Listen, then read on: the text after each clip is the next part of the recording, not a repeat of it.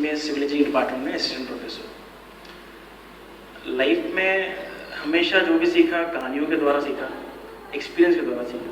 वही एक छोटी सी कहानी यहाँ पे शेयर करना चाहूँगा आपके साथ भी। आप देखेंगे कि हमारे सामने चीज़ें एक होती है बट हर किसी का नज़रिया अलग होता है, और इस नज़रिए को ना हमको हमेशा अपना ही नज़रिया एकदम बढ़िया लग रहा होता है।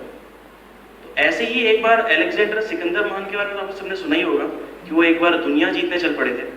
ऐसे ही जब भारत में आए तो भारत से दुनिया जीतते हुए वापस आ रहे थे, तो रास्ते में एक जिम्नोसोफिस्ट उन्हें मिला। जिम्नोसोफिस्ट होते हैं जो सूफी होते हैं ना, सूफी उन्हें रास्ते में मिला।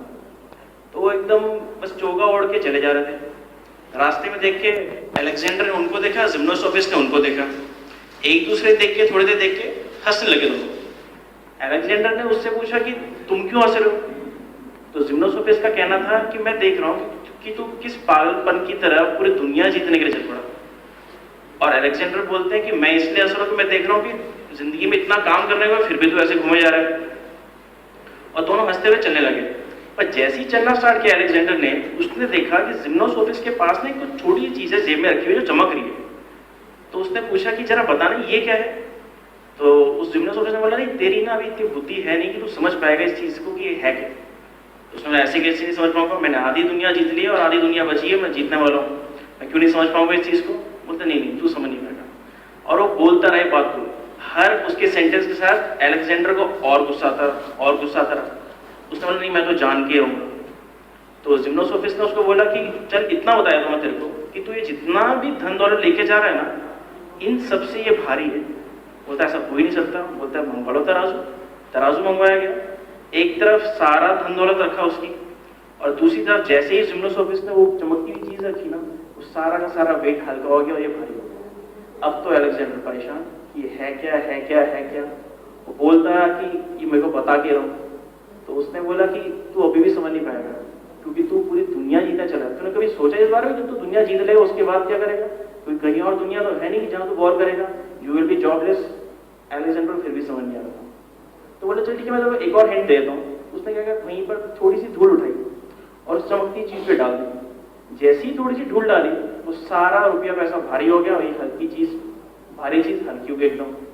अब तो अलेक्जेंडर मतलब अपने बाल उठने स्टार्ट कर दिए और पूछना ही चाहता था कि है क्या। तो जिम्नोसोफिस्ट ने उसको बताया ये कोई बहुत बड़ी चीज नहीं है, ये इंसान की आंख है। अगर ये ढंग से काम करे ना तो ये हर चीज से ऊपर है, ये नजर हमारा। और इसे थोड़ी सी धूल पड़ जाए ना तो ये 2 कौड़ी की, हर रुपया पैसा इससे भारी हो जाएगा। तो हम अगर यहाँ पर आते हैं और चीजों को देखने का नजरिया अपना ठीक कर लेते हैं ना, तो बहुत डिफरेंस आता है। वही पैसों का ढेर आज हमें अच्छा लग रहा होता है, कल को ना अच्छा लगे, किसी और को अच्छा लग रहा है, किसी और को अच्छा लगे। तो इन वर्कशॉप के थ्रू मैं हमेशा कोशिश करता हूँ कि मेरी जो नजर है और परफेक्ट होती रहे। दूसरा मैं चाहूंगा कि मैक्सिमम लाइफ में ना बचपन से लेकर आज तक हमने हमेशा टेक्निकल स्किल्स बढ़ाने की तरफ ध्यान दिया, और जबकि रिसर्च कहती है कि कभी जॉब में ना 87% हमें सॉफ्ट स्किल्स की जरूरत है, व्यवहार की हमारी, ना कि हमें हमारी टेक्निकल स्किल्स की जरूरत है। टेक्निकल स्किल्स से 12% काम आता है। और जरा ध्यान दें, हमेशा जितना हम पैसा खर्च करते हैं, जितना हम फंडिंग देते हैं, जितनी कोचिंग लगाते हैं, सारी टेक्निकल स्किल्स के लिए, और सॉफ्ट स्किल्स के लिए भी ध्यान दिया ही नहीं। तो ऐसी वर्कशॉप्स, ऐसे लोगों से मिलना हमेशा हमारे सॉफ्ट स्किल्स को बढ़ाता है। बीइंग अ टीचर, अगर आप अपने ही टाइम में पुराना टाइम देखें ना, हमारे जितने भी साधु थे वो सभी साइंटिस्ट थे। वो नेचर को समझते थे और वही लोग उसे फैलाते थे और रिस्पेक्टेबल भी थे। बीइंग अ टीचर मैं भी चाहता हूँ कि आज हम भी अगर वो काम करें तो वही स्टैंडर्ड के साथ करें, ना कि ये सोच के कि एजुकेशन की आज वैल्यू नहीं, ये नहीं। अगर हमने पूरा सिस्टम चेंज करना तो हमारे ही थ्रू होगा। ये एक रिस्पॉन्सिबिलिटी का वर्क है। आपको जानना है कि आप भी एक साधु की तरह, साधु कहना जरूरी नहीं कि दाढ़ी बढ़ा के, साधु बनना बहुत बड़ी बात है। ये बातें समझ के जब आप फैलाते हो तो ज्यादा लोग समझते हैं। ये तो रिस्पॉन्सिबिलिटी रही है। और दूसरा, इस वर्कशॉप के थ्रू मैं एक चीज कहना चाहूंगा कि जो एक लाइफ का एम बनाया है वो कुछ इस तरह से बनाया है कि लाइफ रिवर की तरह होनी चाहिए।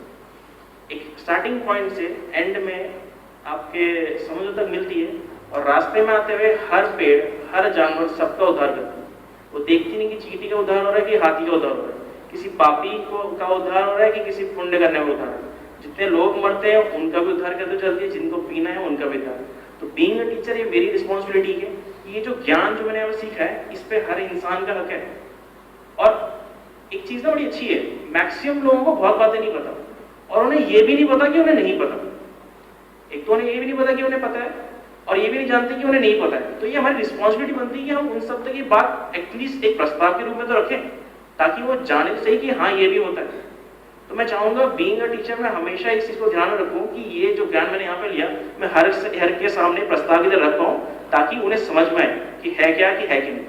अगर कोई बच्चा चार दीवारी में पैदा हो तो जिंदगी भर वो उसी को अपना घर समझेगा, बहुत अच्छा समझेगा। पर एक बार भी अगर कोठरी से बाहर एक झलक भी दिख रहा है ना बाहर की हरियाली की, अब मन अंदर नहीं करता। तो हम लोग बहुत टाइम से ना, पता नहीं कितने टाइम से हम लोग बस अंदर ही चार दीवारी बैठे हैं कि एक बार इस नॉलेज की झलक भी बाहर की दिख जाए ना, फिर मन नहीं करता। फिर तो जानते हैं कि और जानना और जानना। Thank you. व्यक्तिगत एक्सपीरियंस ऐसे बताऊंगा सर कि ये क्वेंच जो है और ये जो रिसर्च चल रही है मेरी काफ़ी टाइम चल रही है, मतलब गॉड से मुझे काफ़ी लोग ऐसे मिले जो आपकी तरह थे।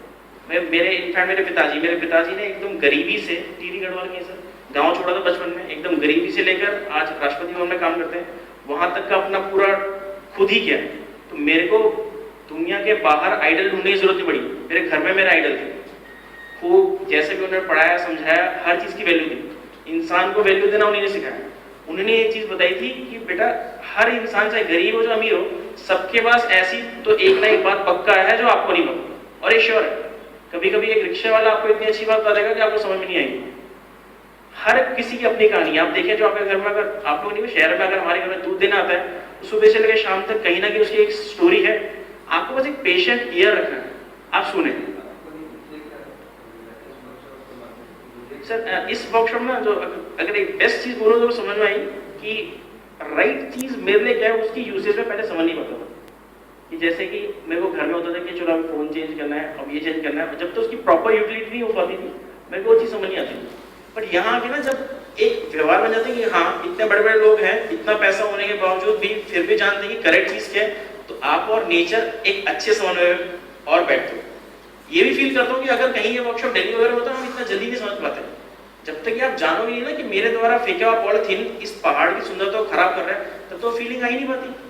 अब जब तक जिस बच्चे ने देखा ही नहीं है कि दूध गाय से आता कैसे है, वो कैसे बता सकते हैं कि गाय हमारी माता है। उसको तो यही लगता है ना शहर वाले को कि दूध तो पैकेट में आता है, गाय को मारो ना मारो क्या फर्क पड़ता है। तो यहाँ पर आके ये कनेक्टिविटी और ज्यादा बनती है। Thank you sir.